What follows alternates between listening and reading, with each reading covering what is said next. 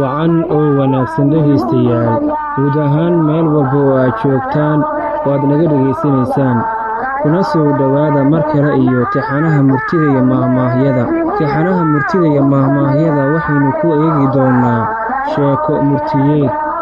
murtiyeedani waxaa la yidhi waabaa waxaa jira nin iyo afadiis waxayna haysteen xoolo ay dhaqdaan waagii dambe baa wiil u dhashay ninkii afadiisii ninkii aad buu u koriyey wiilkii u dhashay sannooyin kadib wiilkii waa uu weynaaday oo noqday nin barbaar ah aabbow inaan guursadaan rabaa haatan waa weynaaday wiilkii baa ku yidhi aabbihii waa yahay maandho hase yeeshee marka hore isoo tus gabadhaad guursanaysid buu ku jawaabay aabbihii yale aabbe buu yidhi wiilkii maalintii dambe baa wiilkii soo watay gabar dheer oo cas oo qurxoon oo yidhi waatan aabbe gabadhaan rabo inaan guursado waa tahay maandho bal ii soo qaad dhagaxaas weyn halkaas yaal buu yidhi aabbihii dhagaxu aad buu u cuslaa wiilkiina si kastaba yeel oo qaadi kari waa maandhaay ninkaas dhagaxa yar qaadi kari waaye miyaad guursanaysaa aabbihii baa weyddiiyey gabadhii maya bay tiri gabadhii oo iska tagtay 4 gabdhood oo kale buu wiilkii hor keenay aabbihiis isaguna dhagixii inuu soo qaado buu shardi kaga dhigay wiilkiisa ka hor intuusan gabdhahaasi middood ka oggolaan inuu guursado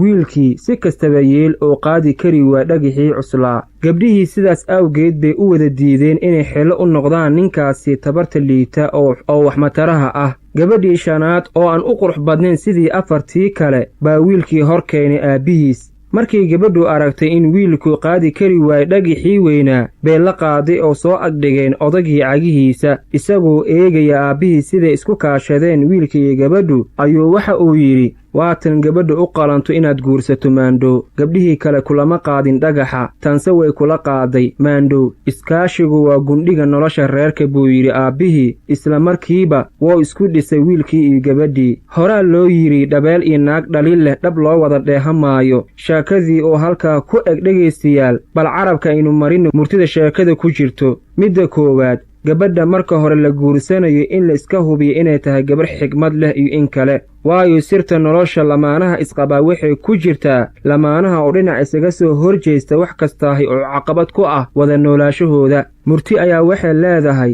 3 ma gaartid nin maalin ma gaartid ninna sanad ma gaartid ninna weligaa ma gaartid midda sheekooyinka noocan oo kale loo soo qaato ayaa waxay tahay nin weligaa ma gaartid oo ah ninkaa xaas wanaagsan weligaa ma gaartid iyo midda labaad oo ah fiiro gaar ah ayay odayadii waxgaradka ahaa u yeelan jireen gabadha wiilashooda guursanayaan inay u xulaan wakhti badanna u huraan inta aysan hoy geysan doqon micidheer ah oo aan ba iyo ta' midna ahayn maahmaahyada iyo murtida ka hadlan umeeldayidda guurka aad bay u badan yihiin waxaana ka mid ahi 4 lugood leh waa loo oordayaa 2 lugoodlana waa loo habardayaa wiilkaaga habeen buu hiilo kaaga baahan yahay waana habeenka aad hooyadii doonayso goombaar ninkii geed ka furo gabadhiisuu geed ku xidhaa dhegaystayaal tixanaha murtida iyo maahmaahyada halkaa ha inoo joogto ta intaa ku kulmi doono qayb kale